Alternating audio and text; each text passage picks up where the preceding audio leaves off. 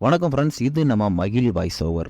இன்னைக்கு அரேபிய இரவுகள் தொகுப்பிலிருந்து அலிபாபாவும் 40 திருடர்களும் இந்த முழு கதையையும் நம்ம ஆடியோ புக்காக பார்க்க போகிறோம்.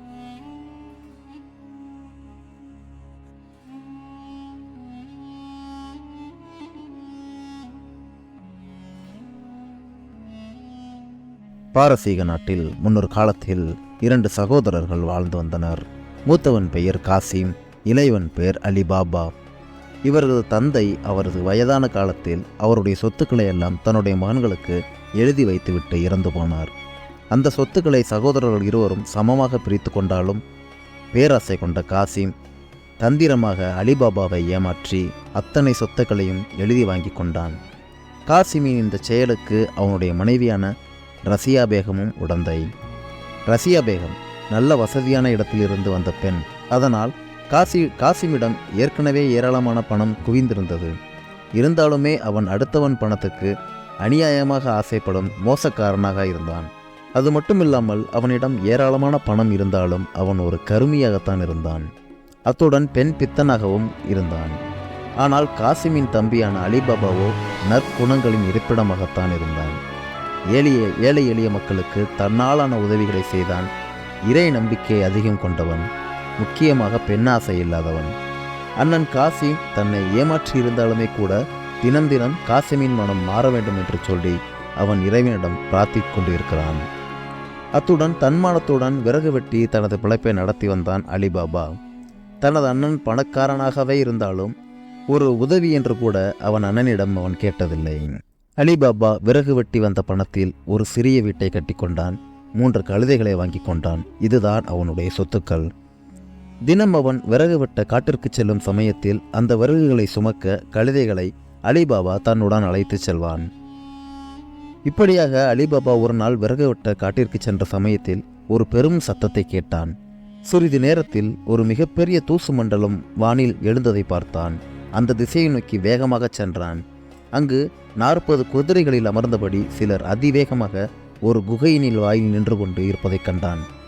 அவர்கள் திறவாய் சிம்சிம் என்று சொல்ல அந்த குகையின் பாறைகள் மெல்ல விலகி அந்த குகையின் கதவு திறந்தது. பிறகு அந்த 40 வீரர்களும் எண்ணற்ற மூடைகளில் தங்கம், வைரம், அழகான உடைகள் என பலதரப்பட்ட செல்வங்களை வைத்திருந்ததை பார்த்தான். அத்துடன் அந்த 40 பேரும் தங்களுக்குள் பேசிக்கொண்டிருப்பதை கவனித்த அலிபாபா அவர்கள் பேச்சிலிருந்தே அவர்கள் மிகப்பெரிய திருடர்கள் என்பதை அறிந்து கொண்டான். அத்துடன் அவர்கள் அனைவரும் அந்த குகைக்குள் சென்றனர். அவர்கள் சென்றவாறு மறுநிமிடமே தன்னை காப்பாற்றிக் கொள்ள நினைத்த அலிபாபா சத்தம் எதுவும் போடாமல் தன்னுடைய காலணிகளை கூட மறைவான இடத்தில் வைத்துவிட்டு மெல்ல ஓடிச் சென்று ஒரு புதர்களுக்கு நடுவே தன்னுடைய குதிரைகளை மறைத்து வைத்து விட்டான். அதற்கு பிறகு அருகில் இருந்த ஒரு பெரிய மரம் ஒன்றில் ஏறி அமர்ந்து கொண்டான். அங்கிருந்து அலிபாபாவால் அங்கு நடக்கும் எல்லாவற்றையும் தெள்ளத் தெளிவாக காண முடிந்தது. இதற்கு இடையில் அந்த குகையில் சென்றவர்கள் வெகு நேரம் கழித்து திரும்ப வெறும் கையுடன் வெளியே வந்தார்கள்.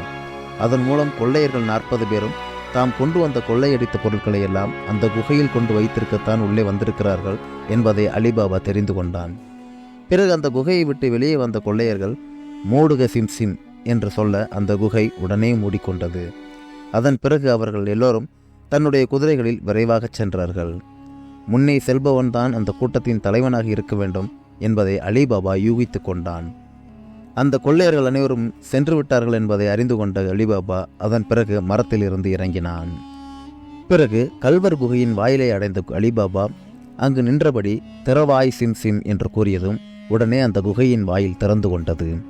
அந்த குகையினுள் சென்ற அலிபாபா அந்த குகை ஒரு மிகப்பெரிய கூடத்தை போல் காட்சியளித்ததை கண்டான்.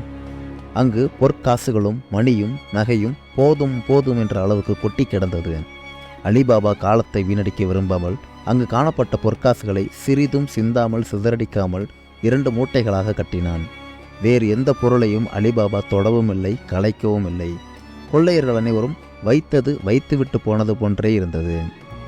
பேராசை குணமில்லாத அலிபாபா அந்த 2 மூடை பொற்காசுகளை மட்டும் எடுத்துக்கொண்டு மெல்ல நடந்து சென்று குகையினின் வாயிலை அடைந்தான். பின்னர் மூடுக சிம்சிம் என்று அந்த மந்திரத்தை சொல்ல அந்த குகையின் வாசல் மூடிக்கொண்டது.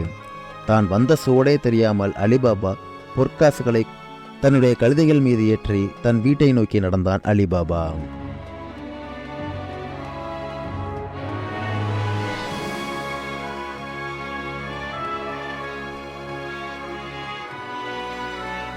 தன்னுடைய வீட்டை அடைந்த அலிபாபா தொழுவத்திற்கு செல்லும் பாதை வழியாக கழுதைகள் இரண்டையும் ஓட்டி கொண்டு வந்தான். பின்னர் அந்த பொன் மூட்டைகளை மெல்ல எடுத்து வீட்டின் ஒரு அறையில் பத்திரமாக வைத்தான்.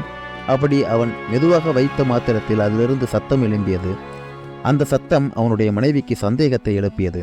அடுப்படியிலிருந்து விரைந்து வந்தவள் அலிபாபா கொண்டு வந்த மூடைகளை பார்த்தாள். உள்ளே இருப்பவை பொற்காசுகள் தானே என்று அலிபாபாவிடம் கேட்டாள்.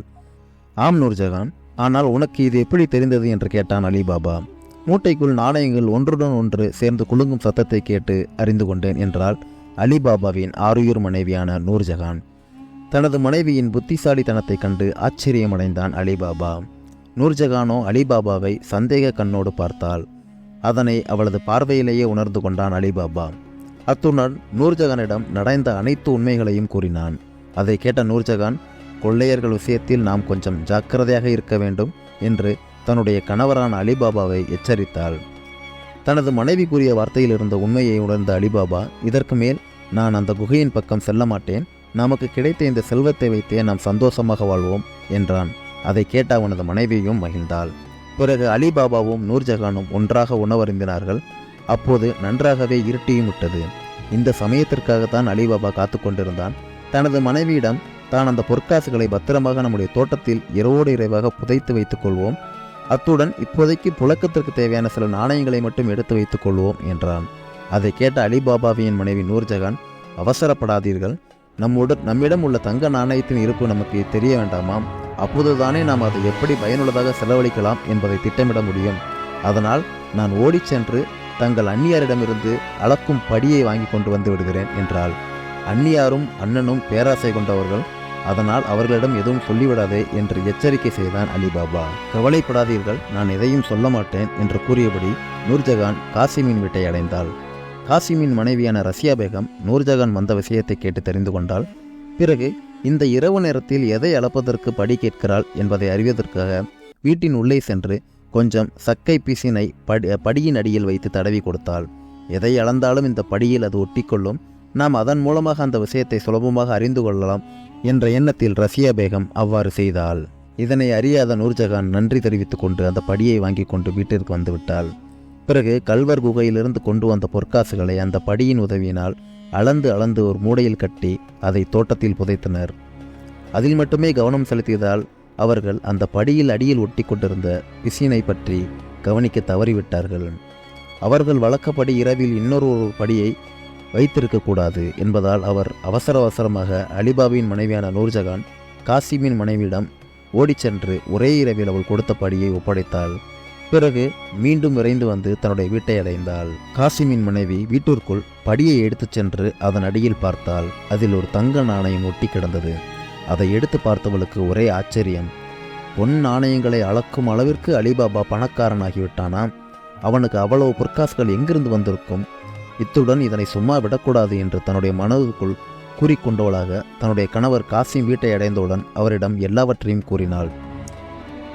காசிமும் அதை கேட்டு வியந்தான். பிறகு காசிமின் மனைவி அவனிடம், தங்கள் தம்பியான் அலிபாபாவிடம் எப்படியாவது அந்த பொற்காசுகள் எங்கிருந்து வந்தது என்று தெரிந்துவிட்டு வாருங்கள் என்று கூறி அனுப்பி வைத்தாள். அதன் அடிப்படையில் காசிமும் அலிபாபாவை தேடி அந்த ரகசியத்தை பற்றி எப்படியாவது தெரிந்து கொள்ள வேண்டும் என்று கிளம்பினான். சிறிது நேரத்திற்கெல்லாம் அலிபாபாவின் வீட்டை அடைந்தான் காசிம். அங்கு அலிபாபாவின் மனைவி அந்த கொள்ளையர்களின் குகை இருக்கும் சரியான இடத்தை கேட்டுக்கொண்டிருக்க அலிபாபாவும் தன்னுடைய மனைவியிடம் அந்த இடத்தை விலக்கி கொண்டிருந்தான். அதை காசிம் முழுவதுமாக ஒட்டு கேட்டு முடித்தான். பின்னர் முகத்தில் புன்னகையை வரவழைத்து கொண்டு, தம்பி அலிபாபா என்று அன்புடன் கூறி காசிம் அலிபாபாவின் வீட்டினுள் நுழைந்தான். வீடு தேடி வந்த அண்ணனை அலிபாபா அன்புடன் வரவேற்றான். வந்ததும் வராததுமாக காசிம் அலிபாபாவிடம், தம்பி, என்னிடம் நீ சொல்லக்கூடாதா? நானும் வந்திருப்பேனே. உனக்கு உண்மையில் எப்படி தங்க நாணயங்கள் கொட்டி கிடந்த அந்த பொக்கிஷ குகை பற்றி தெரிய வந்தது என்று கேட்டான். இவன் இப்படி கூறும்பொழுதே காசிம் எல்லாவற்றையும் கேட்டுவிட்டான் என்பதை அலிபாபா புரிந்து கொண்டான். அண்ணனுக்கு முக்கால்வாசி உண்மை தெரிந்துவிட்டது, இனியும் இதை மறைத்து பிரயோஜனமில்லை என்று கூறி தன் மனதில் கிடந்த புதையல் பற்றின அனைத்து ரகசியங்களையும் கூறிவிட்டான். தனது தம்பி கூறிய அனைத்தையும் நன்றாக கேட்டுக்கொண்ட காசிம் பிறகு வந்த வேலை நல்லபடியாக முடிந்தவுடன் அலிபாபா போன்ற ஏழை பிச்சைக்காரன் வீட்டில் கை நினைப்பது கூட தரித்திரம்தான் என்று மனதில் நினைத்தவனாய் அலிபாபாவிடம் விடை கூட பெறாமல் வேகமாக தன்னுடைய வீட்டிற்கு கிளம்பினான் காசிம். அன்று இரவு முழுவதும் காசிம் தூங்கவில்லை. அலிபாபா எடுத்து வந்ததை விட அதிகமான செல்வங்களை நாம் எடுத்து வர வேண்டும், அவன் 2 கழுதைகளில் தான் செல்வத்தை கொண்டு வந்தான். நாம் 12 கழுதைகளில் செல்வங்களை கொண்டு வர வேண்டும். அந்த செல்வங்களை கொண்டு இதைவிட பெரிய மாளிகை கட்ட வேண்டும். இந்த ஊருக்கே ராஜாவாக வேண்டும் என்றெல்லாம் மனக்கோட்டை கட்டி கொண்டிருந்தான் காசிம்.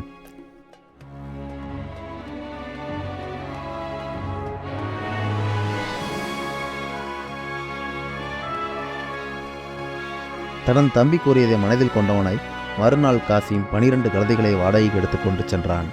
அலிபாபா 2 கழுதைகள் நிறையத்தான் செல்வத்தை கொண்டு வந்தான். நான் 12 கழுதைகள் நிறைய செல்வங்களை வாரி கொண்டு வந்து விடலாம் என்ற பேராசையில் தன்னுடைய 12 கழுதைகளை எடுத்துக்கொண்டு அந்த இடம் நோக்கி பயணித்தான் காசிம். அலிபாபா தன்னிடம் சொன்னபடி அவன் தனக்கு கூறிய அதே பாதை வழியாக சென்றான். செல்லும் நேரத்தில் திரவாய் சிம்சிம் மூடுக சிம்சிம் என்ற மனதிற்குள் அந்த மந்திரத்தை திரும்ப திரும்ப சொல்லி கொண்டே வந்தான் காசிம். ஆனால் ஏனோ அந்த வார்த்தைகளை ஒரு குறிப்பாய் குறித்து கொள்ள வேண்டும் என்று கூட அவனுக்கு தெரியவில்லை. அது அவனது விதி என்றுதான் சொல்ல வேண்டும். கல்வர் குகையின் வாயிலை அடைந்த காசிம் தான் கொண்டு வந்த 12 கழுதைகளையும் சற்றும் யோசிக்காமல் குகையினின் வாசலிலேயே கட்டி வைத்தான். பிறகு அலிபாபா தன்னிடம் சொன்னபடி திரவாய் சிம் என்று கூற குகையின் வாயில் திறந்தது. அதற்குள் காசிம் உள்ளே சென்றான். அந்த குகையின் கதவு தானாகவே மூடிக்கொண்டது. குகைக்குள் சென்ற காசிம் அங்கு மலை போல் காணப்பட்ட தங்கங்களையும் ரத்தனங்களையும் கண்டு மலைத்து போனான். விலை உயர்ந்த ஆடைகள் அனைத்தையும் அங்கு பல தலைமுறைகளுக்கு கொட்டி கிடந்தன. கணக்கில்லா மூடைகளில் பொற்காசுகள் காணப்பட்டன. அதனை வாரி வாரி கொடுத்தாலும் ஒரு நாட்டுக்கே பல வருடங்கள் கொடுத்து கொண்டே இருக்கலாம். இதை தவிர வெள்ளி ஜாமான்கள் கணக்கில்லாமல் அடுக்கி வைக்கப்பட்டிருந்தன. அதை பார்த்த காசிம் தான் எதற்காக வந்தோம் என்பதையே சில மணி நேரங்களுக்கு மறந்து ஆனந்த தாண்டவம் ஆடினான். பிறகு ஓடிச் சென்ற பொற்காசுகளை எடுத்து மலை போல் தன்மேல் வாரி இறைத்து விளையாடினாள். அதனால் பல பொற்காசுகள் அங்கும் இங்கும் சிதறிக் கொண்டன. அங்கு காணப்பட்ட நகைகளெல்லாம் எடுத்து போட்டுக்கொண்டான். அப்போது காசிமின் வாயெல்லாம் பல்லாக இருந்தது. பிறகு தான் கொண்டு வந்த 24 கோணி பைகளிலும் தங்க காசுகளையும் வெள்ளி ஜாமான்களையும் வைர கற்களையும் உயர் ரக ஆடைகளையும் இன்னும் பல விலை உயர்ந்த பொருட்களையும் அடைத்தான். அத்தனையையும் அவன் ஒரு ஆளாக தூக்கி கொண்டு போக முடியுமா என்று கூட அவன் யோசிக்கவில்லை. பேராசை காசிமின் கண்களை மட்டுமல்ல அவன் புத்தியையும் மறைத்தது. இப்படியாக கஷ்டப்பட்டு தான் கொண்டு வந்த கோணியில் செல்வங்களை எல்லாம் அடைத்து பல மணி நேரம் பாடுபட்டு தூக்க முடியாமல் தூக்கி கொண்டு சென்றான். ஒவ்வொன்றாக குகையினின் வாயில் கதையில் அருகில் வைத்தான் காசிம். அந்த களைப்பில் அப்படியே சிறிது நேரம் அமர்ந்து விட்டான். பிறகு களைப்பு நீங்கி திற குகையே என்று கத்தினான். குகை திறக்கவில்லை. காரணம், காசிம் அந்த குகையின் திறக்கும் மந்திரத்தை மறந்து விட்டான். பிறகு வாய்க்கு வந்த அத்தனை வார்த்தைகளையும் சொன்னான். குகை திறக்கவே இல்லை. சரியாக சொன்னால்தானே குகை திறக்கும். காசிம் அலறி துடித்தான். இனி என்ன ஆகப் போகிறதோ என்று அழுதான், கத்தினான். ஆனால் அவனை காக்க அங்கு யாரும் இல்லை. இப்படி இருக்கும் சமயத்தில் எண்ணற்ற குதிரைகளின் காலடி ஓசையை கேட்டான். கொள்ளையர்கள் வந்துவிட்டதை அவன் உணர்ந்தான். உடனே தான் மூட்டை மூட்டையாக கட்டிய செல்வங்களை எல்லாம் குகையின் வாசலிலேயே போட்டுவிட்டு குகைக்குள் ஓடிச் சென்று ஒரு மறைவான இடத்தில் ஒளிந்து கொண்டான். இது இப்படி இருக்க குகையின் வாயிலில் அடைந்த கொள்ளையர்கள் தங்கள் குகையின் பக்கத்தில் மேய்ந்து கொண்டிருந்த கழுதைகளை பார்த்ததுமே அதிர்ச்சி அடைந்தனர். எவனோ ஒருவன் உள்ளே எப்படியோ நுழைந்து விட்டான் போல இருக்கிறது என்று எண்ணியவர்களாய் திரவாய் சிம் என்ற அந்த மந்திர சொல்லை கூறினர். உடனே அந்த குகையின் வாயிலும் திறந்தது. 40 கொள்ளையர்களும் விரைந்து அந்த குகைக்குள் சென்றனர். உள்ளே பொற்காசுகள் அனைத்தும் ஆங்காங்கே சிதறி கிடப்பதை கண்டனர். உடனே அந்த கொள்ளை கூட்ட தலைவன் தன்னுடைய சகாக்களை அழைத்து குகை முழுவதும் சல்லடை போட்டு தேடச் சொன்னான். அவர்களும் தேடினார்கள். இறுதியில் காசிம் அகப்பட்டு கொண்டான். அவர்கள் அவனை தரதரவென்று இழுத்து தன்னுடைய தலைவர் முன்னால் கொண்டு வந்து நிறுத்தினார்கள். கொள்ளை கூட்டத்தின் தலைவன் காசிமை வெறிகொண்டு பார்த்தான். அந்த பார்வையிலேயே காசிம் கதிகலங்கி போய்விட்டான். தான் தெரியாமல் குகைக்குள் வந்து விட்டதாகவும் தனக்கு எந்த செல்வங்களும் வேண்டாம், என்னை உயிருடன் விட்டால் அதுவே போதும் என்று கொள்ளை கூட்ட தலைவனின் கால்களில் விழுந்து கெஞ்சினான் காசிம். ஆனால் அந்த கொள்ளை கூட்டத்தின் தலைவன் காசிமை விடுவதாகவில்லை. தன்னுடைய சகாக்களிடம் அவனை 4 துண்டுகளாக வெட்டி எரியுமாறு கூற அவர்களும் வாழைக்காயை வெட்டுவது போல காசிமின் உடலை 4 துண்டுகளாக வெட்டி எறிந்தனர். அத்துடன் நிற்காமல் இனிமேல் யாராவது இந்த குகைக்குள் வந்தால் அவர்களுக்கு இது ஒரு எச்சரிக்கையாக இருக்க வேண்டும் என்ற எண்ணத்தில் 4 துண்டுகளாக்கப்பட்ட காசிமின் உடலை 4 மூலைகளில் கட்டி தொங்கவிட்டனர். அதன் பின்னர் தான் அவர்கள் அமைதி கடந்து தாங்கள் கொண்டு வந்த பொருட்களை எல்லாம் பத்திரமாக குகைக்குள் வைத்துவிட்டு குகையின் வாயிலை 40 பேரும் அடைந்தனர். பிறகு மீண்டும் மூடுக சிம் என்று சொல்ல அந்த குகை மூடிக்கொண்டது.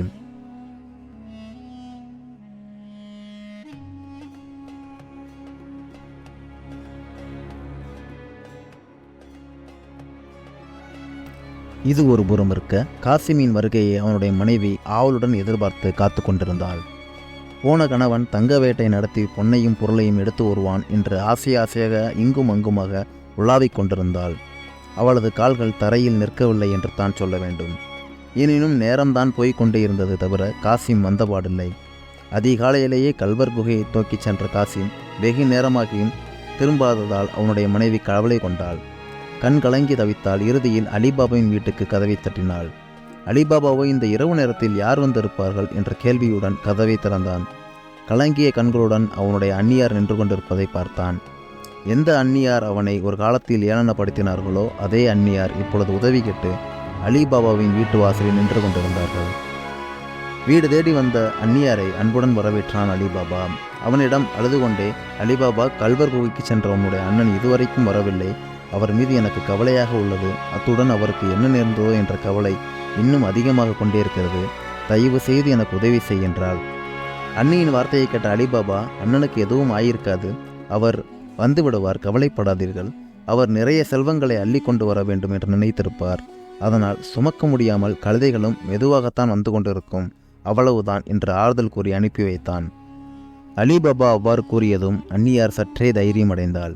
பிறகு இருள் சூழ்ந்திருந்ததால் அலிபாபாவை தனது அந்நியாரை அவளது வீடு வரை கொண்டு போய் விட்டான். பிறகு தனது வீட்டுக்கு திரும்பி வந்த அலிபாபா அண்ணனை நினைத்து மிகவும் கவலை கொண்டான். அந்த இரவு வேளையில் அவனால் சரியாக தூங்கக்கூட முடியவில்லை. இன்னும் சொல்லப்போனால் இவ்வளவு நேரமாகியும் தனது அண்ணன் வரவில்லை என்றால் அவனுக்கு ஏதோ ஆபத்து நேர்ந்திருக்கக்கூடும் என்று அவனது உள்மனம் அவனிடம் சொல்லிக் கொண்டே இருந்தது. அத்துடன் ஒருவேளை அண்ணனுக்கு ஏதேனும் அசம்பாவிதம் நடந்திருந்தால் அவனுடைய பிணத்தை பகலில் கொண்டு வர முடியாது, நிச்சயமாக அனைவருக்கும் தெரிந்து போய்விடும் என்று எண்ணிய அலிபாபா ஒரு முடிவுக்கு வந்தான். தனது மனைவி நூர்ஜஹானை அழைத்து அவளிடம் சொல்லிவிட்டு இந்த இரவு வேளையில் தன்னுடைய 2 கழுதைகளையும் எடுத்து புறப்பட்டான். அன்றைய தினம் அமாவாசையாக இருந்தது. இருந்தாலும் வானம் தெளிவாகவே இருந்ததால் அவன் இருட்டை பற்றியெல்லாம் கவலை கொள்ளவில்லை. குகையினுள் இரவு பகலாக பெரிய எண்ணெய் விளக்குகள் எரிந்து கொண்டிருப்பதை பார்த்தவன் அதனால் அலிபாபா குகைக்கு செல்வதற்கும் அஞ்சவில்லை. எனினும் அவனுடைய கவலையெல்லாம் அவனுடைய அண்ணனை பற்றியே இருந்தது. நிச்சயம் அவனுடைய அண்ணன் உயிருடன் இருக்க மாட்டான் என்பதை மட்டும் அவனுடைய மனம் திரும்ப திரும்ப அவனிடம் சொல்லிக்கொண்டே இருந்தது. அந்த மனநிலையில்தான் அலிபாபா கல்வர் குகையின் வாயிலை அடைந்தான். பெரவாய் சிம்சிம் என்று அவன் சொல்ல அந்த குகையின் வாயில் வழக்கம் போல திறந்து கொண்டது. தன்னுடைய அருமையான அண்ணனின் பெயரை சொல்லி அழைத்த வண்ணம் உள்ளே சென்றான் அலிபாபா. ஒரு இடத்தில் இரத்தம் ஆறு போல பாய்ந்து உறைந்து கிடந்ததை கண்டான். அது வந்த வழியை பின்பற்றியே சென்ற அலிபாபா தன்னுடைய அண்ணனின் 4 துண்டுகளான உடலை கண்டு அதிர்ந்து போனான். அந்த போற காட்சியை கண்ட மட்டில் அழுது துடித்தான். பிறகு முதல் வேளையாக அந்த 4 துண்டான உடலை ஒன்றாக சேர்த்து வைத்து ஒரு கோணிப்பையில் கட்டினான். குகையின் வாயிலை அடைந்த பின்னர் அந்த குகையின் வாயிலை மூடும் மந்திரத்தை அலிபாபா உச்சரிக்கவும் அந்த குகையின் வாயில் கதவு மூடிக்கொண்டது. வருத்தத்துடன் தனது உடன் பிறந்தவனின் தொண்டாடப்பட்ட உடலை கழுதையின் மேல் மூட்டையில் வைத்து ஏறிய வண்ணமாய் அண்ணியின் வீட்டை நோக்கி நடந்தான் அலிபாபா.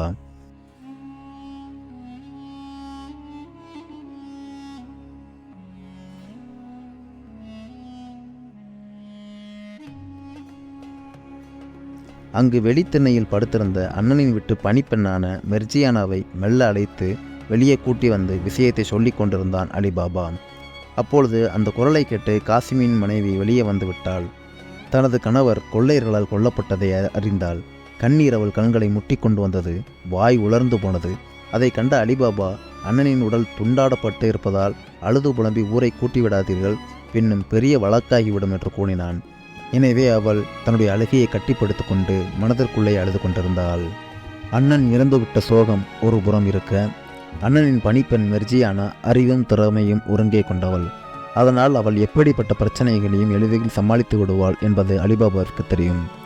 அதனால் அவளை அணுகி, மெர்ஜியானா, நீ எனக்கு ஒரு பெரிய உதவி செய்ய வேண்டும். அது என்னவென்றால், வெட்டப்பட்ட எனது அண்ணனின் உடலை அப்படியே அடக்கம் செய்ய முடியாது. அதனால் நீ என் பொருட்டு அதனை தைத்துவிட யாரையாவது அழைத்து வர வேண்டும் என்று சொன்னான். அது உன்னுடைய கையில்தான் இருக்கிறது. இதோ இந்த தங்க காசுகளை வைத்துக்கொண்டு ஆக வேண்டிய வேலையை பார் என்றான். எனினும் மெர்ஜியானா கொஞ்சம் தயங்கினாள். அவள் எங்கே போக மறுத்து விடுவாளோ என்று நினைத்து கவலை கொண்ட காசிமின் மனைவி அவளிடம், மெர்ஜியானா, என்னுடைய பேராசையாலும் விதிவசத்தாலும் என்னுடைய கணவருக்கு இப்படி ஆகிவிட்டது. எனது கணவர் இப்படி வெட்டப்பட்டு இறந்து விட்டார் என்ற செய்தி யாருக்கும் தெரியக்கூடாது. அது அவருக்கு இழுக்கை தரும். அதனால் இதை மிகவும் இரகசியமாக வைத்து கொண்டே ஆக வேண்டும். அதனால் தயவு செய்து உன்னுடைய சகோதரியாக பாவித்து எனக்காக அலிபாபா சொன்னபடி இந்த உடலை தைக்க யாரையாவது அழைத்து வா என்றாள். எப்பொழுதுமே ஆணவத்துடன் காணப்படும் காசிமின் மனைவி ரசியா மிகவும் பணிந்து போய் கேட்பதை பார்த்த மிர்ஜியானா ஆச்சரியமடைந்தாள். ஆம், அன்றைய தினம் இறந்து போனது காசிம் மட்டுமல்ல, காசிமின் மனைவி ரசியாவின் ஆணவம்தான். தன்னுடைய கணவர் காசிம் இறந்ததற்கு தானும் ஒரு காரணம் என்பதை ரசியா நன்கு உணர்ந்திருந்தாள். இதனை அவளது பேச்சிலிருந்தே அறிந்து கொண்டாள் மிர்ஜியானா. இனியும் தாமதிக்கக்கூடாது என்று முடிவு செய்த மிர்ஜியானா அலிபாபா சொன்னபடி அந்த இரவில் தனது முகத்தை ஒரு முக்காடியிட்டு மறைத்தாள். அப்படியே பாபா முஸ்தபா என்ற ஒரு செருப்பு தையற்கும் தையற்காரர் வீட்டுக்கு சென்றாள். அவள் அவனிடம் போய் இரவு நேரத்தில் ஒரு வேலை இருக்கிறது, வாருங்கள் என்று கூறினாள். அதற்கு அவர் இந்த இரவு நேரத்தில் எந்த செருப்பை தைக்க முடியும், நாளை காலை வருகிறேன் என்று மறுத்துவிட்டார். அவரிடம் ஒரு பொற்காசுகளை கொடுத்து வருகிறீரா இல்லை நான் வேற யாரையும் பார்த்து கொள்ளட்டுமா என்று மிர்ஜியானா கேட்க பொற்காசுகளை கண்டமட்டில் அவரும் கிளம்பிவிட்டார். அவர் எங்கு போகிறோம், எந்த இடத்திற்கு போகிறோம் என்று எதுவுமே கூறாமல் இரவு நேரத்தில் என் கண்ணை கட்டி அழைத்து கொண்டு போகிறீர்களே, எங்குதான் போகிறோம் என்று கேட்டார். உமக்கு என்ன, நான் பணம் கொடுக்கிறேன், கொடுத்த வேலையை செய்து முடியும் என்று மிர்ஜியானா கூறிக்கொண்டே அவருடன் பேச்சு கொடுத்தார். ஒரு பொற்காசுகளுக்கு இரவு நேரத்தில் வருகிறீர்களே, ஏன் ஏழ்மையா என்று கேட்டார். ஆமாம், மிகவும் ஏழ்மை. இதே நீங்கள் 2 பொற்காசுகளை கொடுத்தீர்கள் என்று சொன்னால் இன்னும் எந்த வேலையாண்டாலும் செய்வேன் என்று கூறினார் அவன். அப்படியா, நான் எதை கிழிந்திருந்தாலும் அதை உங்களால் தைக்க முடியுமா என்று கேட்டால் மிர்ஜியானா. அப்படியென்றால் 5 பொற்காசுகள் கொடுங்கள், எது கிழிந்திருந்தாலும் அது கிழிந்த இடமே தெரியாமல் நான் தைத்து காட்டுகிறேன் என்று கூறினார் அவர். அதுதான் எனக்கும் வேண்டும், ஏன் எதற்கு என்றெல்லாம் கேட்காமல் இந்த துணியை உங்கள் கண்களில் கட்டிக்கொள்ளுங்கள், நாம் ஒரு இடத்திற்கு செல்லப் போகிறோம், அங்கே கிழிந்த சதைகள் இருக்கிறது, அதை நீங்கள் தைத்து விடுங்கள், உங்களுக்கு மேற்பட்டு எவ்வளவு பொற்காசுகள் வேண்டுமென்றாலும் தருகிறேன் என்று மிர்ஜியானா கூறினாள். அதுதான் காசை காட்டிட்டே வா போகலாம், எனக்கு தேவையான பொருட்களை எல்லாம் நான் பத்திரமாக எடுத்துக்கொண்டேன், இப்பொழுது நீ என் கண்களை கட்டலாம் என்றான் முஸ்தபா. அதன்படியே முஸ்தபாவின் கண்களை ஒரு கருப்பு துணியால் கட்டி அந்த நள்ளிரவு வேளையில் யாருமே அறியாதபடி முஸ்தபாவை காசிமின் அரண்மனைக்கு அழைத்துச் சென்றாள் மிர்ஜியானா. மேலும் செல்லும் வழியில் முஸ்தபா ஒரு வார்த்தை கூட பேசாமல் வந்து கொண்டிருந்தார். இதை பார்த்த மிர்ஜியானாவுக்கு பெரிய வியப்பாக இருந்தது. காரணம், முஸ்தபா எப்போது பார்த்தாலும் சதா பேசி கொண்டே இருப்பாம் இயல்புடையவர். ஆனால் இப்பொழுது அவர் அமைதியாக வந்து கொண்டிருந்தார். இதுவும் நன்மைக்கே என்று நினைத்த மிர்ஜியானா காசிமின் வீட்டுப்படியே அடைந்தாள். வீட்டிற்கு உள்ளே சென்ற மிர்ஜியானா முஸ்தபாவின் கண்களில் உள்ள அந்த கருப்பு துணியை கலற்றினாள். அங்கு ஒரு மந்தமாக தெரியும் அறையில் அத்தனை பேர் முகத்திலும் முகமடி போட்டிருந்தது. சொல்லுங்கள், இப்பொழுது நான் எந்த சதையை தைக்க வேண்டும் என்று அவன் கேட்க, கீழே 4 துண்டுகளாக வெட்டப்பட்ட முகமுடி அணைந்த ஒரு புணத்தை காண்பித்தார்கள். இதை கண்டு சற்றே பயந்த முஸ்தபா, நமக்கு பணம்தான் முக்கியம் என்று கூறி அந்த முகமுடி போடப்பட்ட அந்த பிணத்தின் 4 துண்டுகளாகிய உடம்பை மிகச் சிறப்பாக தைத்து முடித்தான் முஸ்தபா. அவனுடைய வேலை முடிந்தவுடன் மீண்டும் அவனுடைய கண்கள் கட்டப்பட்டது. பிறகு மீண்டும் மிர்ஜியானா அந்த நள்ளிரவில் அந்த தையல்காரரை அவரது கண்கள் மூடிய நிலையில் வீடு வரை கொண்டு போய்விட்டாள். அப்போது கூட பாபா முஸ்தபா வழிநெடுகிலும் ஒரு வார்த்தை கூட பேசாமல் வந்தார். சரி, பெரியவர் பயத்தின் காரணமாக எதுவும் பேசவில்லை போல என்று நினைத்தாள் மிர்ஜியானா. ஆனால் உண்மையில் அது அல்ல. பாபா முஸ்தபா தனது வீட்டிற்கும் காசிமின் வீட்டிற்கும் இடையே ஒவ்வொரு அடியையும் எண்ணிக்கொண்டே வந்தார். முஸ்தபாவின் வீடு வந்ததும் அவரது கையில் பொற்காசுகளை கொடுத்துவிட்டு மெல்ல நகர்ந்து ஓடினாள் மிர்ஜியானா. பாபா முஸ்தபா தன்னுடைய கண்களை திறந்து பார்த்த சமயத்தில் அங்கு யாருமே இல்லை. அவரது கையில் மட்டும் பொற்காசுகள் இருந்தன. இந்நிலையில் அடுத்த கட்ட நடவடிக்கையாக காசிமின் உடலை சுத்தம் செய்து வாசனை திரவியங்களை தெளித்து அதனை அடக்கம் செய்ய தயார் செய்தால்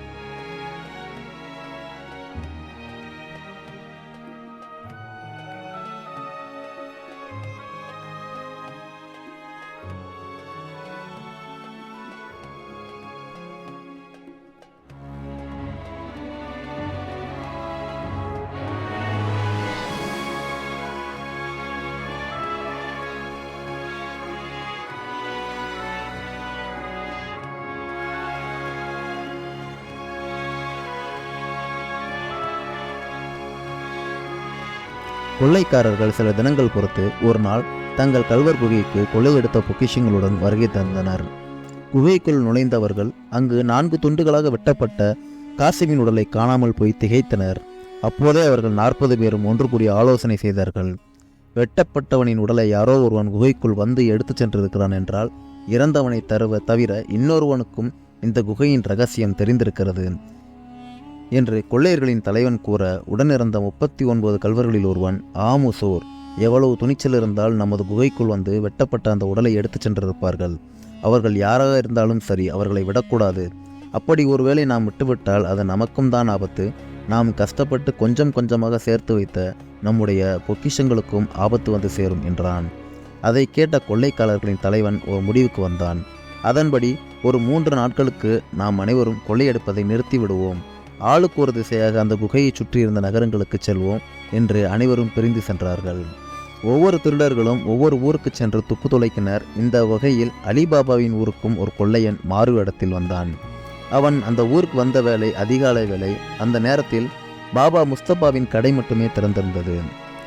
வந்த திருடன் அவரிடம் சிறிது பேச்சு கொடுத்து பார்த்தான். என்ன பெரியவரே, இந்த காலையில் வெளிச்சம் கூட கம்மியாக இருக்குது, இந்த நேரத்தில் என்ன செருப்பு தைச்சிட்டு இருக்கீங்க அப்படின்னு கேட்குறப்ப நம்ம பாபா முஸ்தபா ரொம்ப பெருமையாக சொன்னார், எனக்கு இருட்டு வெளிச்சம்லாம் ஒன்றுமே கிடையாது. கொஞ்ச நாளைக்கு முன்னாடி கூட ஒரு துளி வெளிச்சம் கூட இல்லாமல் இறந்து போன ஒரு உடலை நான் தச்சு கொடுத்தனே அப்படின்னு சொன்னார். அதற்கு அந்த திருடன், உண்மையை தான் சொல்கிறீங்களா? உயிரற்ற சடலத்தை கூட உங்களால் தைக்க முடியுமா என்று கேட்டான் அந்த கொள்ளையன். முஸ்தபா ஆம் என்று கூறினார். பிறகு சற்று நேரம் யோசித்த பிறகு, நீ சின்ன பையன், உன்னிடம் அதை பற்றி எல்லாம் கூறக்கூடாது, சரி உன் வேலையை பார்த்துட்டு போ என்றார் முஸ்தபா. விஷயத்தை வாங்கி கொண்ட கொள்ளையன் தனது சகாக்களிடம் சொல்ல வரைந்தான். 3 நாட்கள் முடிந்திருந்த நிலையில் அனைத்து கொள்ளையர்களும் மீண்டும் அந்த குகையின் வாசலில் ஒன்று கூடினர். அப்போது விரைந்து வந்த கொள்ளையன் பாபா முஸ்தபா கூறிய அனைத்து விஷயங்களையும் தலைவனிடம் கூறினான். அதை கேட்ட கொள்ளை கூட்டத்தின் தலைவன் மகிழ்ச்சி அடைந்தான். பிறகு தனது சகாக்களை மாறுவேடத்தில் அவ்வூருக்கு அழைத்து சென்றான். அவ்வாறு சென்ற கொள்ளையர்கள் முதல் வேளையாக முஸ்தபாவின் வீட்டை அடைந்தனர். முஸ்தபாவிடம் விசாரிக்க வேண்டிய விதத்தில் விசாரித்தான் அந்த கொள்ளை கூட்ட தலைவன். அடி தாங்க முடியாத முஸ்தபாவும் அன்று நடந்ததை தெளிவாக அந்த தலைவனிடம் சொன்னான். ஒரு பெண் தன்னுடைய கண்களை கட்டிக்கொண்டு 4 துண்டுகளாக்கப்பட்ட ஒரு உடலை தைத்து கொடுத்து எனக்கு இந்த பொற்காசுகளை கொடுத்தாள் என்று அனைத்து விவரங்களையும் தலைவனிடம் கூறினான் முஸ்தபா. அதற்கு அந்த கொள்ளை கூட்ட தலைவன் முஸ்தபாவிடம் அந்த வீட்டை எங்களுக்கு குறிப்பிட்டு காட்டுமாறு கூறினான். அதை கேட்ட பாபா முஸ்தபா, அந்த பெண் என்னுடைய கண்களை கட்டிக்கொண்டு அழைத்து சென்றால், எனினும் நான் எனது வீட்டிலிருந்து அந்த குறிப்பிட்ட வீடு வரையிலான அடிகளை எண்ணிக்கொண்டேதான் சென்றேன். நான் திரும்ப வரும்பொழுது அப்படியே தான் செய்தேன். எனது ஒவ்வொரு காலடியும் எண்ணிக்கொண்டே வந்தேன். அதனால் என்னால் உங்களுக்கு அந்த வீட்டை நிச்சயம் அடையாளம் காட்ட முடியும். ஆனால் என்னை மட்டும் எதுவும் செய்து விடாதீர்கள் என்று கூறினான். நீ அந்த வீட்டை எங்களுக்கு காட்டி கொடுத்தால் போதும், உன்னை நாங்கள் எதுவும் செய்ய மாட்டோம் என்று அந்த கொள்ளையரின் தலைவன் கூறினான்.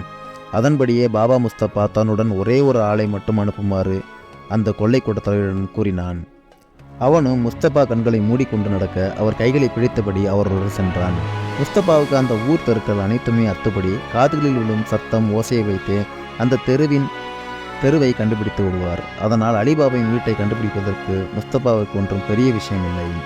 முஸ்தபா தனது அடிக்கணக்கு முடிந்தவுடன் ஒரு வீட்டு வாசலில் நின்றார். கண்ணை திறந்து அந்த குறிப்பிட்ட வீட்டை கொள்ளையனுக்கு அடையாளம் காட்டினார். உடனே அந்த கொள்ளையன் அந்த வீட்டு கதவில் ஒரு சுண்ணாம்பு கல்லை வைத்து ஒரு பெரிய பெருக்கல் குறியீடை அடையாளத்துக்கு போட்டுவிட்டு, இரவு நேரம் வரட்டும், ஒரு கை பார்த்து கொள்ளலாம் என்று தனது மனதில் தீர்மானித்தவனை சென்றான். இந்த காட்சியை சந்தைக்கு சென்று வீடு திருப்பு கொண்டிருந்த மெர்ஜியானா சற்று தூரத்தில் இருந்து பார்த்தாள். அவளுக்கு எல்லாமே புரிந்துவிட்டது. என்ன செய்வதென்று யோசித்தாள். வீட்டில் இருந்த யாரிடமும் இது பற்றி கூற விரும்பாமல் சூரியன் அஸ்தமித்தவுடன் இரவு வேளை வந்தவுடன் அவளுக்கு ஒரு யோசனை தோன்றியது. தன்னுடைய கதவில் இருந்த அதே பெருக்கல் குறியீட்டை தன்னுடைய தெருவில் இருக்கின்ற அனைத்து வீட்டு கதவுகளிலுமே போட்டுவிட்டு வந்து மெர்ஜியானா அமைதியாக படுத்து விட்டாள். இந்நிலையில் அந்த கொள்ளை கூட்டத்திலிருந்து வந்த ஒருவன் தனது தலைவனிடம் சென்று, அந்த குறிப்பிட்ட வீட்டை நாம் கண்டுபிடித்து விட்டோம், அதற்கு அடையாளத்திற்கு அந்த ஒரு பெருக்கல் குறியை அந்த வீட்டு கதவில் வைத்துள்ளோம் என்று சொன்னான். இதை கேட்ட கொள்ளை கூட்ட தலைவன் அந்த கொள்ளையனை மிகவும் பாராட்டினான். பிறகு யாருக்கும் சந்தேகம் வராதபடி அன்றைய தினம் நள்ளிரவு வேளையில் அந்த வீட்டிற்கு சென்று அங்கு இருப்பவர்களை அனைவரையும் கொன்றுவிடலாம் என்று திட்டம் தீட்டினார்கள். அதன் அடிப்படையில் நள்ளிரவில் கிளம்பினார்கள். கொள்ளையர்கள் குறிப்பிட்ட அந்த தெருவை அடைந்த மாத்திரத்தில் ஒரு கணம் அந்த தலைவன் திகைத்து நின்றான். காரணம், அந்த தெருவில் இருந்த அனைத்து வீடுகளிலுமே பெருக்கல் குறியீடு சுண்ணாம்பினால் போடப்பட்டிருந்தது. அதை கண்ட கொள்ளை கூட்ட தலைவன் தகவல் கொடுத்த அந்த கொள்ளையனை வெகுவாக நையப்புடைத்தான். அவர்கள் போட்ட திட்டம் போன முறை பயனளிக்கவில்லை. அதனால் கொள்ளை கூட்ட தலைவனை முஸ்தபாவுடன் களமிறங்கினான். அதேபோல் முஸ்தபா கண்களை கட்டிக்கொண்டு தன்னுடைய கால்களின் மூலம் அடிக்கணக்காக சென்று அந்த வீட்டை அடையாளம் காட்டி கொடுத்தான். இந்த முறை கொள்ளை கூட்ட தலைவன் மிகவும் தெளிவாக அந்த வீட்டை தன்னுடைய மனையில் பதிய வைத்து விட்டான். இருவரும் முஸ்தபாவின் வீட்டிற்கு திரும்பினார்கள். அங்கு உள்ள அனைவரிடமும் கொள்ளை கூட்ட தலைவன் தான் அந்த வீட்டை கண்டுபிடித்து விட்டதாகவும் மீது விரைவில் நம்முடைய திட்டம் நிறைவேற்றப்படும் என்று கூறி மகிழ்ந்தனர். பிறகு சிறிது நேரத்தில் அந்த கொள்ளை கூட்டத்தின் தலைவன் ஒரு அற்புதமான திட்டத்தை வகுத்தான். அதன்படி 20 கோவேர் கழுதுகளை வாங்கி வரும்படியாக கட்டளையிட்டான். அதன் பிறகு ஒரு பெரிய தோல் ஜாடி நிறைய கடுகு எண்ணெயும் அதே போன்று 39 காளி ஜாடிகளையும் வாங்கி வர கூறினான். ஒவ்வொரு ஜாடியிலையும் ஒவ்வொருவர் இருந்து கொள்ளும் அளவிற்கு அந்த தோல் ஜாடி பெரிதாக இருக்க வேண்டும் என்று கூறினான் கொள்ளை கூட்ட தலைவன். அவன் சொன்னது போலவே அனைத்து பொருட்களும் வந்து சேர்ந்தன. பிறகு கொள்ளை கூட்ட தலைவன் மேலும் தன்னுடைய திட்டத்தை பற்றி விரிவாக கூறத் தொடங்கினான். நீங்கள் 39 பேரும் ஒவ்வொரு ஜாடியினுள் வசதியாக அமர்ந்து கொள்ளுங்கள். உங்களுடன் உங்களுடைய உடைவாளை வைத்து கொள்ளுங்கள். 20வது கழுதையின் மீது உள்ள ஒரு புறத்தில் ஒருவர் ஒரு ஜாடியில் இருப்பார். இன்னொரு ஜாடியில் நிறைய எண்ணெய் இருக்க வேண்டும் என்று கூறினான். எண்ணெய் வணிகனாக தோற்றத்தில் நானே கழுதைகள் அனைத்தையும் ஓட்டிக்கொண்டு நகரத்துக்குள் செல்கிறேன் என்றான். குறிப்பிட்ட அந்த வீடு வந்ததும் அந்த வீட்டு உரிமையாளரிடம் அன்று இரவு தங்குவதற்கு அனுமதி கேட்பேன். பிறகு அந்த நள்ளிரவு வேளையில் நல்ல சந்தர்ப்பத்திற்காக காத்திருந்து நான் குரல் கொடுப்பேன், அல்லது சூழ்நிலையை பொறுத்து தொடர்ச்சியாக என்னுடைய கைகளை 3 முறை தட்டுவேன். அப்பொழுது நீங்கள் அனைவரும் குபீர் என்று பாய்ந்து வந்து அவனை கொன்றுவிட வேண்டும். அங்கு உள்ள செல்வங்கள் அனைத்தையும் நாம் விட்டு வைக்கக்கூடாது. காரணம் அவை அனைத்தும் நம்முடைய செல்வங்கள். அனைத்தையும் நம்முடைய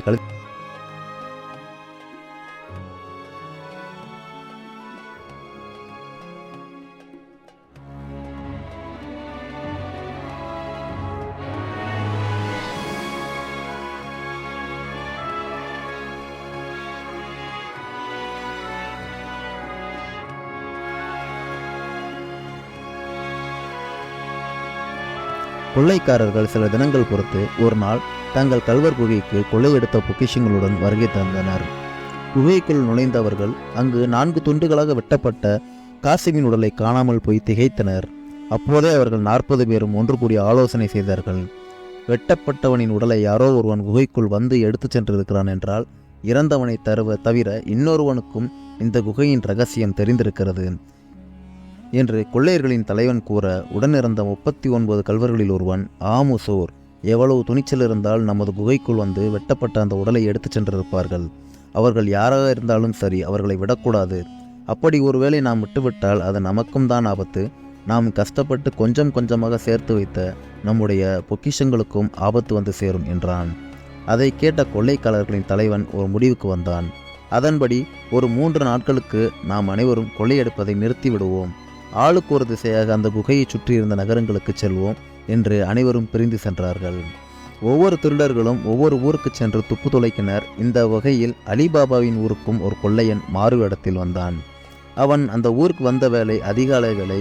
அந்த நேரத்தில் பாபா முஸ்தபாவின் கடை மட்டுமே திறந்திருந்தது. வந்த திருடன் அவரிடம் சிறிது பேச்சு கொடுத்து பார்த்தான். என்ன பெரியவரே, இந்த காலையில் வெளிச்சம் கூட கம்மியாக இருக்குது, இந்த நேரத்தில் என்ன செருப்பு தச்சிட்டு இருக்கீங்க அப்படின்னு கேட்குறப்ப நம்ம பாபா முஸ்தபா ரொம்ப பெருமையாக சொன்னார், எனக்கு இருட்டு வெளிச்சம்லாம் ஒன்றுமே கிடையாது.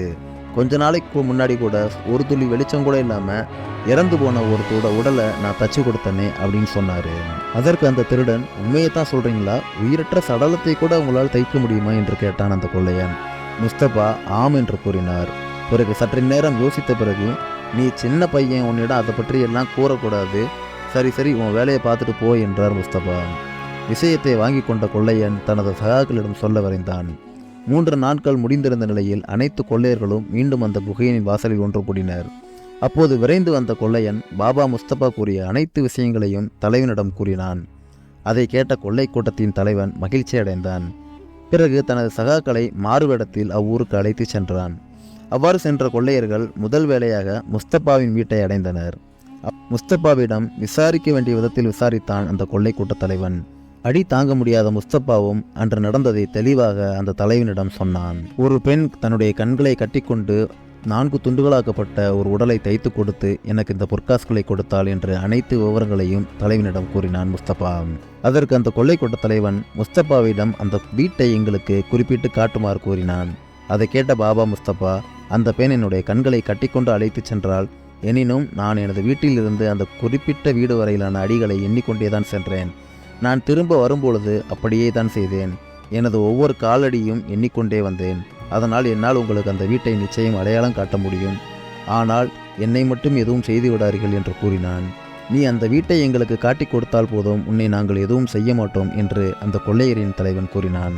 அதன்படியே பாபா முஸ்தபா தன்னுடன் ஒரே ஒரு ஆளை மட்டும் அனுப்புமாறு அந்த கொள்ளை கூட்ட தலைவரிடம் கூறினான். அவனும் முஸ்தபா கண்களை மூடிக்கொண்டு நடக்க அவர் கைகளை பிடித்தபடி அவருடன் சென்றான். முஸ்தபாவுக்கு அந்த ஊர் தெருக்கள் அனைத்துமே அத்துபடி காதுகளில் விழும் சத்தம் ஓசையை வைத்து அந்த தெருவை கண்டுபிடித்து விடுவார். அதனால் அலிபாபாவின் வீட்டை கண்டுபிடிப்பதற்கு முஸ்தபாவுக்கு ஒன்றும் பெரிய விஷயம் இல்லை. முஸ்தபா தனது அடிக்கணக்கு முடிந்தவுடன் ஒரு வீட்டு வாசலில் நின்றார்.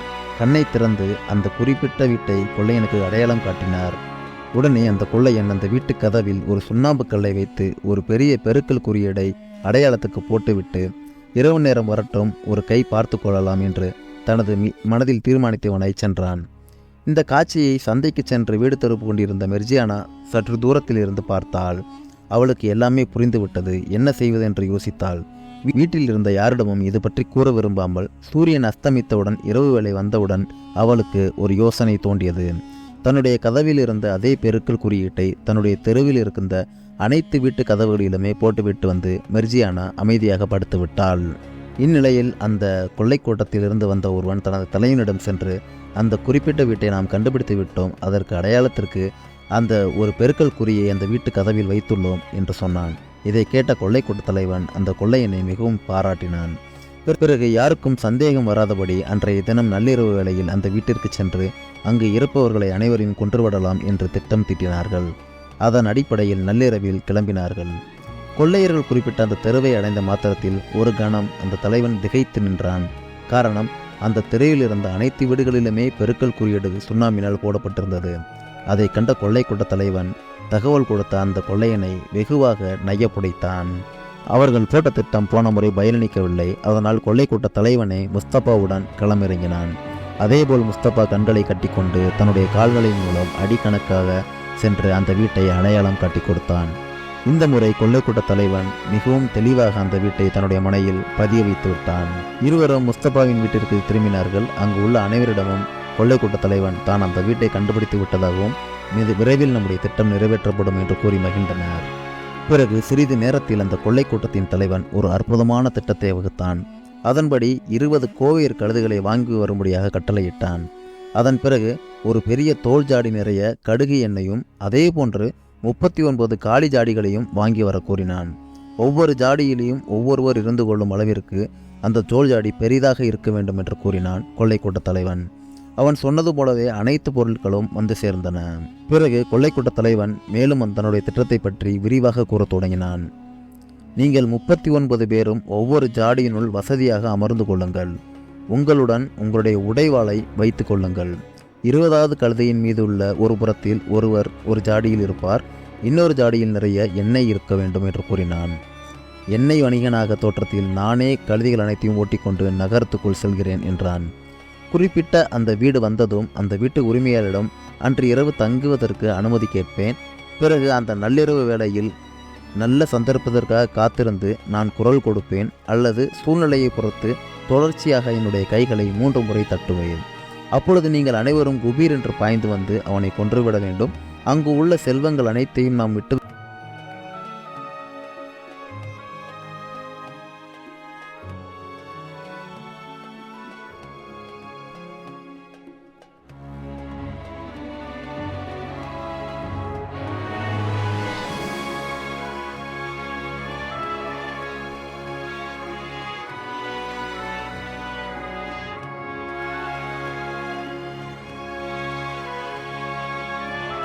பிறகு கொள்ளையர்களின் தலைவன் தான் சொன்ன திட்டத்தை செயல்படுத்த தொடங்கினான். அதன் அடிப்படையில் ஒரு பெரிய வணிகன் போன்ற உடை அணிந்து 20 கோவேர் கழுதைகளின் மீதும் ஜாடிகளை ஏற்றினான்.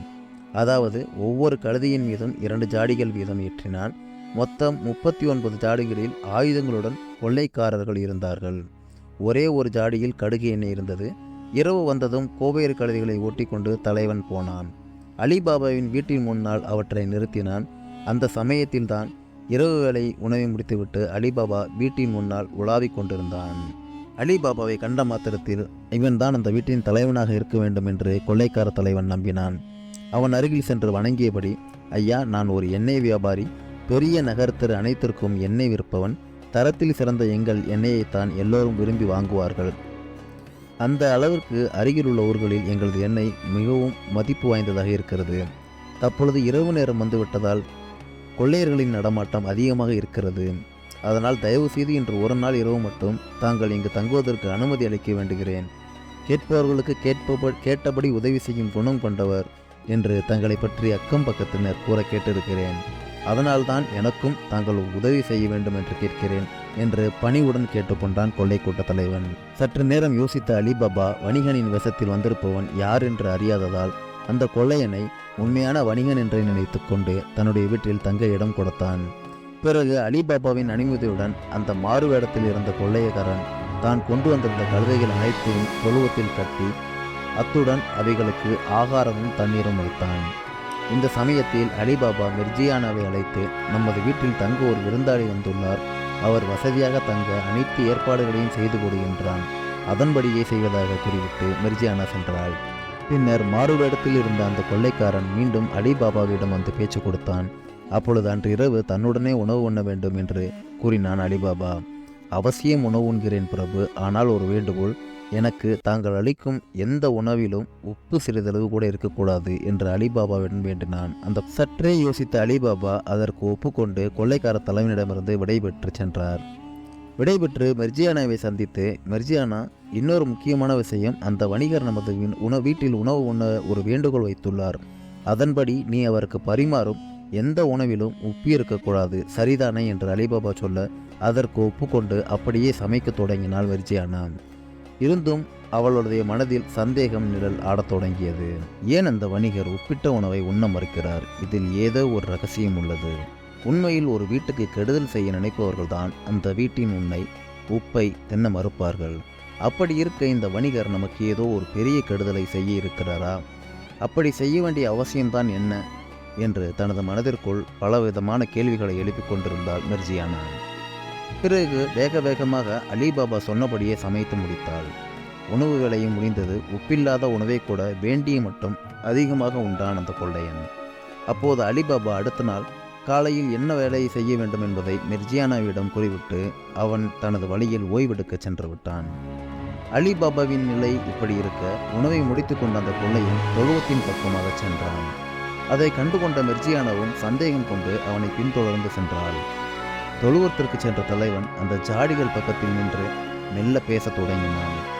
அவன் ஜாடிக்குள் இருக்கும் கொள்ளையர் ஒவ்வொருவரிடமும் சென்று, இன்று இரவு, அதாவது நள்ளிரவில் எனது குரலை கேட்டதும் தோல் ஜாடியானதால் மேல் பாகத்திலிருந்து அடிப்பாகம் வரை உங்களுடைய கத்தியால் கிடித்துவிட்டு வெளியே வர வேண்டும் என்றான்.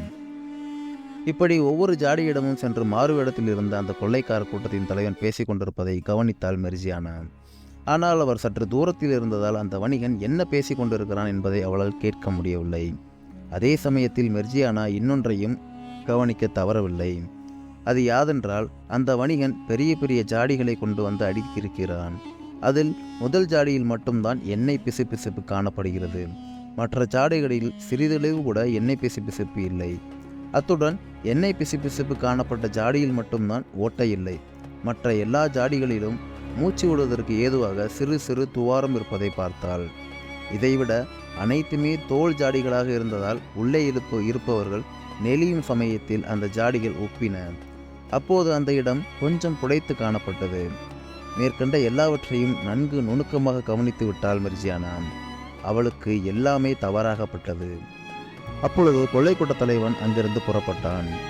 கொள்ளைக்கூட்ட தலைவன் அவனுடைய அறையை அடைந்ததும் மெர்ஜியானா அவனிடம், தங்களுக்கு படுக்கை தயாராக உள்ளது, குடிப்பதற்கு தண்ணீரும் பூஜாவில் வைத்திருக்கிறேன் என்று கூறவும் நன்றி கூறியவனாய் அவன் படுத்து கொண்டான்.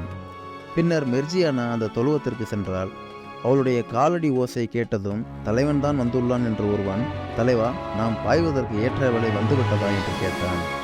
அந்த தோல் ஜாடியில் போட்டுள்ள ஓட்டைகள் மூலம் மெர்ஜியானா தெள்ளத் தெளிவாக அந்த வார்த்தையை கேட்டாள். உடனே அவள் தனது தொண்டையை இறுக்கிக் கொண்டு மெல்லிய குரலில், சத்தம் போடாதே, இன்னும் நேரம் வரவில்லை என்றாள். பிறகு மெர்ஜியானா தனது அறைக்கு சென்றாள். அந்த வணிகனின் முகத்தை அவளுக்கு எங்கோவோ பார்த்தது போல் உள்ளது. அவள் நன்கு யோசித்தாள். அப்பொழுதுதான் அவளுக்கு சிறு வயதில் நடந்த சம்பவங்கள் அனைத்தும் நினைவுக்கு வந்தது. அது ஒரு அழகிய மலை கிராமம். தன்னுடைய தாய் தந்தையுடன் சந்தோஷமாக ஓடி விளையாடி மகிழ்ந்து கொண்டிருந்தாள் மெர்ஜியானா. அப்பொழுது சிறுமியாக இருந்த அவளை ஆசையுடன் அணைத்தபடி உணவு ஊட்டி கொண்டிருந்தாள் மெர்ஜியானாவின் தாய்.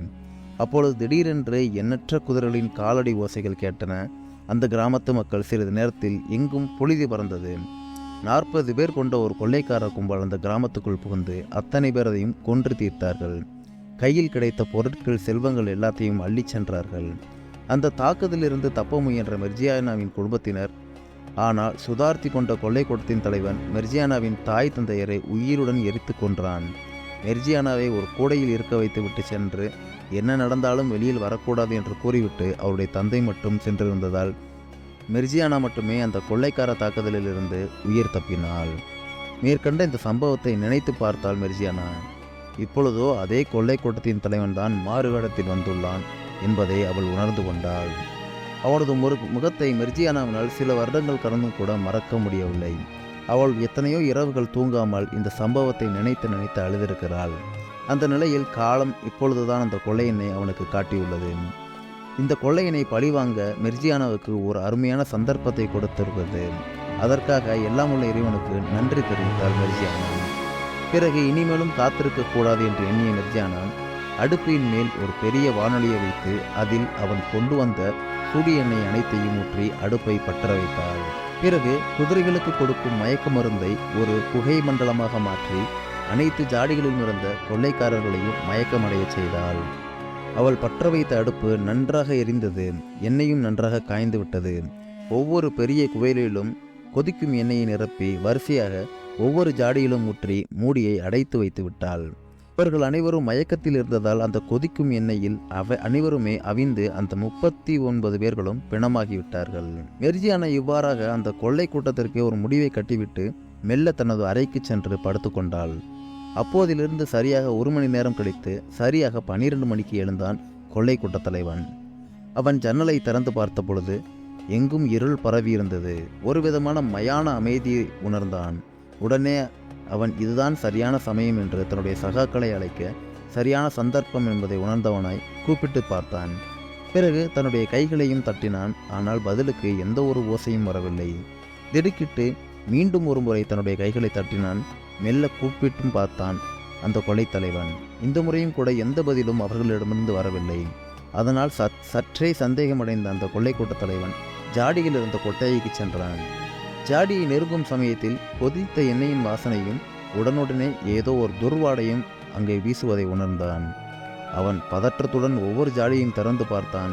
தன்னுடைய சகாக்கள் அத்தனை பேரும் அவிந்த நிலையில் இறந்து போயிருப்பதைக் கண்டான்.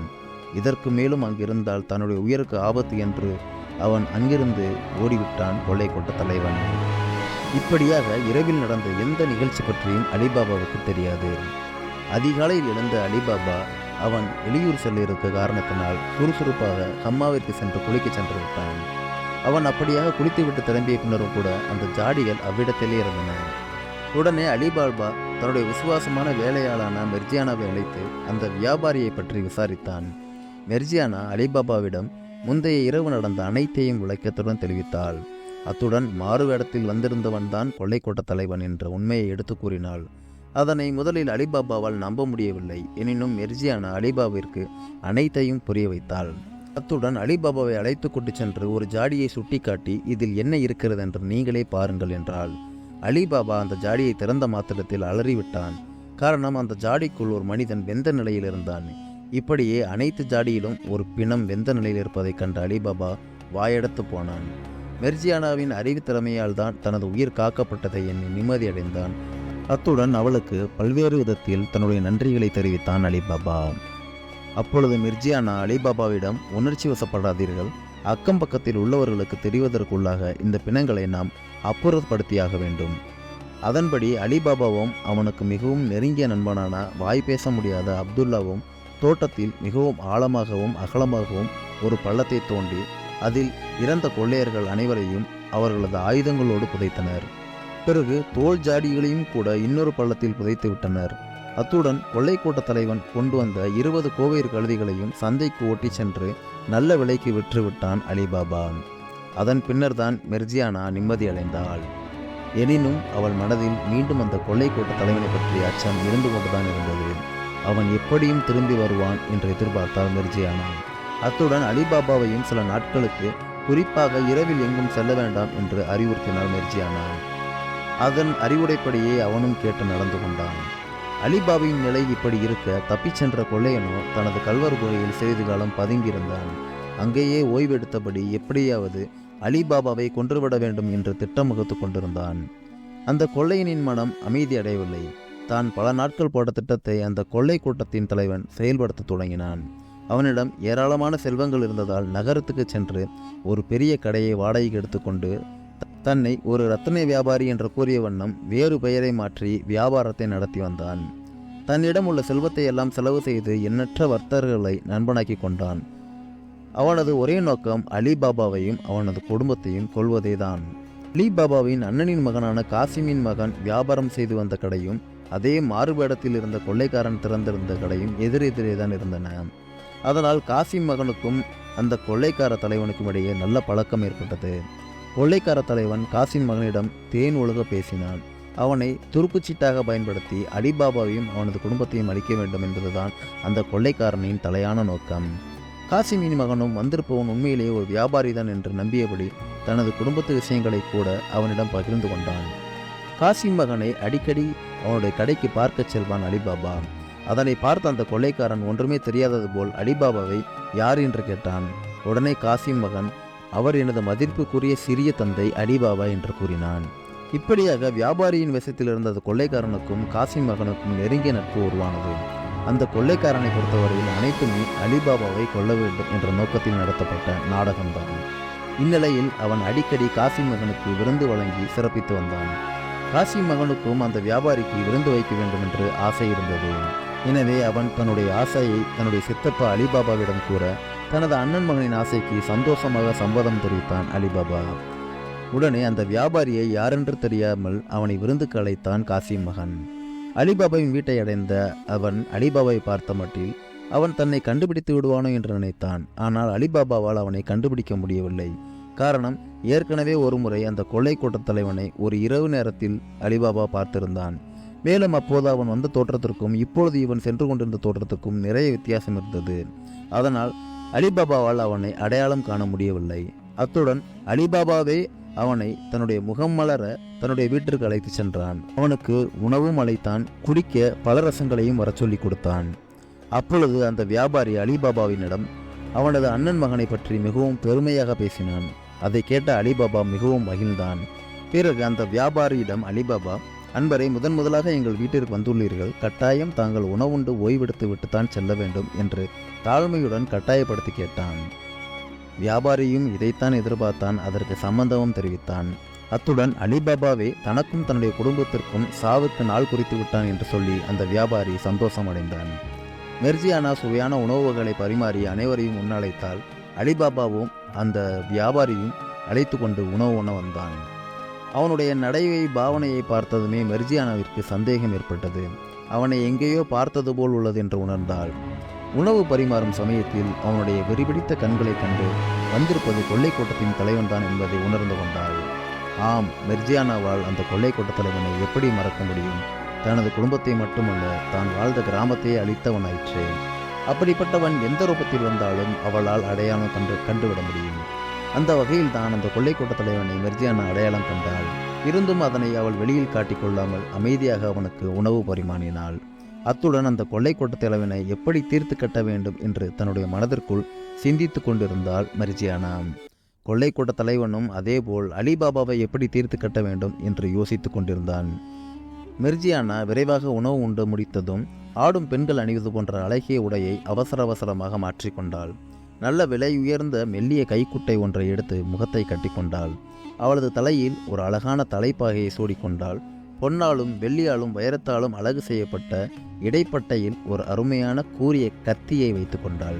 பின்னர் அங்கு நின்று கொண்டிருந்த அப்துல்லாவிடம், தாங்கள் உடனே சென்று ஜால்ராவை கொண்டு வாருங்கள், ஆடிப்பாடி விருந்தினருக்கு மகிழ்விப்போம் என்றாள். அப்துல்லாவும் ஓடி சென்று ஜால்ராவை எடுத்து வந்தான். அதன் பிறகு அப்துல்லாவும் மெர்ஜியானாவும் அலிபாபாவிடம் விருந்தினரை மகிழ்விக்க ஆடிப்பாட நினைக்கிறோம் என்று கூற அலிபாபாவும் மிகுந்த மகிழ்ச்சியுடன் சம்மதம் தெரிவித்தான். அதனை கேட்ட மாத்திரத்தில் நல்ல பொழுதுபோக்காக இருக்கும் போலிருக்கிறதே என்று மாறுவேரத்தில் இருந்த கொள்ளையனும் மகிழ்ச்சி அடைந்தான். இந்நிலையில் மெர்ஜியானா ஆடத் தொடங்கினாள். அப்பொழுதுதான் அலிபாபாவைக்கு ஒரு விஷயம் தெரிந்தது. மெர்ஜியானா அறிவில் மட்டுமல்ல, ஆடல் பாடலிலும் சிறந்தவள் என்று. அப்படிப்பட்ட அருமையான ஆட்டத்தை மெர்ஜியானா ஆடினாள். அதற்கு தகுந்தபடி அப்துல்லாவும் ஜால்ரா அடித்து கொண்டிருந்தான். மெர்ஜியானா அவர்கள் இருவரின் எதிரில் செல்வதும் வருவதுமாகவே இருந்தாள். அத்துடன் அவர்களிடம் ஆடிக்கொண்டே அன்பளிப்பு வாங்குவதற்கு போய் நின்றாள். முதலில் அலிபாபா ஒரு பொற்காசை கொடுத்தான். பின்னர் அவனுடைய அண்ணனின் மகன் ஒரு பொற்காசை எடுத்து மெர்ஜியானாவுக்கு கொடுத்தான். அந்த 2 பொற்காசுகளையும் வாங்கி அப்துல்லாவிடம் கொடுத்து புன்னகையுடன் திருடரின் தலைவரிடம் போய் நின்றாள். அந்த கொள்ளைக்கூட்ட தலைவனும் மெல்ல குனிந்து பணப்பையை எடுக்க முற்பட்டான். அந்த சமயத்திற்காக தான் மெர்ஜியானாவும் காத்து கொண்டிருந்தாள். கொள்ளைக்கார தலைவன் குனிந்து பணப்பையை எடுக்கும் நேரத்தில் தனது இடையில் இருந்த கத்தியை எடுத்து அவன் கழுத்தில் ஆழமாக பாய்ச்சி விட்டாள். அடுத்த கணம் அந்த கொள்ளைக்கார தலைவன் அலறி துடித்தபடி கீழே விழுந்து இறந்து விட்டான். இந்த காட்சியை கண்ட அலிபாபா அதிர்ந்து போனான். அவன் மெர்ஜியானாவிடம், மெர்ஜியானா, நீ என்ன செய்து விட்டாய்? நமது விருந்தாளியை நீ கொன்று விட்டது சரியா? ஏன் இப்படி செய்தாய் என்று கேட்டான். காசிம் மகனும் கூட மெர்ஜியானா மீது ஆத்திரம் கொண்டான். உடனே மெர்ஜியானா அலிபாபாவிடம் காசிம் மகனிடமும் இவ்வாறு உண்மையை எடுத்துச் சொன்னாள். இவன் முதலில் நீங்கள் எல்லோரும் நினைப்பது போல இரத்தின வியாபாரியே இல்லை. இவன் கொள்ளைக்காரர்களின் தலைவன். எனது எஜமானரான காசிமை கொன்றவன். இப்பொழுது அலிபாபாவையும் கொல்ல மாறுவேடத்தில் வந்துள்ளான். இதோ இவன் ஒளித்து வைத்திருந்துள்ள கூர்வாள் என்று கூறியபடி அந்த கொள்ளைக்காரன் மறைத்து வைத்திருந்த கூர்வாளையும் அலிபாபாவிடம் காண்பித்தாள். அத்துடன் அந்த கொள்ளைக்காரனின் மாறுவேடத்தையும் கலைத்தாள். அப்பொழுதுதான் அலிபாபாவிற்கு அனைத்து உண்மைகளும் புரிய வந்தது. ஆம் மெர்ஜியானா, உண்மைதான். இவன்தான் அன்றும் எண்ணெய் வியாபாரி போல் நம்மிடம் பொய் சொல்லி வந்தவன். எனக்கு இப்பொழுதுதான் இவனது முகம் நினைவுக்கு வருகிறது என்று கூறினான் அலிபாபா. அத்துடன் தன்னை பேராபத்தில் இருந்து காப்பாற்றிய மெர்ஜியானாவை புகழ்ந்துரைத்தான் அலிபாபா. பிறகு தனது அண்ணன் மகனிடம், மெர்ஜியானாவை போன்ற அறிவும் திறமையும் துணிவும் பணிவும் பண்பும் ஒழுக்கமும் நல்ல அன்பும் கொண்ட பெண்ணை நீ இந்த உலகத்தில் எங்குமே பார்க்க முடியாது. இவள் பலமுறை ஆபத்து காலங்களிலிருந்து நம்மை காத்தவள். அப்படிப்பட்ட இவளை நீ ஏன் மணந்து கொள்ளக்கூடாது? அப்படி நீ இவளை மணந்து கொண்டால் நிச்சயம் வாழ்வில் முன்னேற்றம் அடைவாய் என்று கூறவும் அவனும் மகிழ்ச்சியுடன் மெர்ஜியானாவை திருமணம் செய்த ஒப்புக்கொண்டான். அத்துடன் அவனும் மெர்ஜியானாவை புகழ்ந்துரைத்தான்.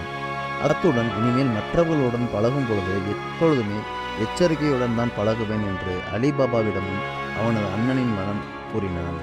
அதன் பின்னர் அந்த கொடிவனின் உடலை யாருக்கும் தெரியாமல் பத்திரமாக எடுத்துச் சென்று அவனது சகாக்களை புதைத்த அதே பக்கத்திலேயே ஆழமாக குழி தோண்டி புதைத்து விட்டார்கள்.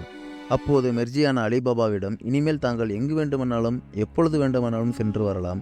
தங்களுக்கு வந்த ஆபத்தோ இன்றோடு நீங்கிவிட்டது என்று கூற, ஆம் மெர்ஜியானா, நீ சொல்வது முற்றிலும் உண்மைதான் என்று கூறி அலிபாபா மகிழ்ந்தான். அப்பொழுது அங்கு இருந்த அனைவரின் முகத்திலுமே ஒரு மகிழ்ச்சி பெருக்கு காணப்பட்டது. அப்பொழுது முதல் அலிபாபாவிற்கு அனைத்தும் நன்மையாகத்தான் நடந்தது. இதற்குள் காசிம் இறந்து 50 நாட்களுக்கு மேல் ஆகிவிட்டன. காசிம் மனைவி சிறிதாக தனது கணவன் இறந்த சோகத்தை மறந்தாள். அவளுக்குள் இருந்த ஆடம்பரம், அகம்பாவம் என அனைத்துமே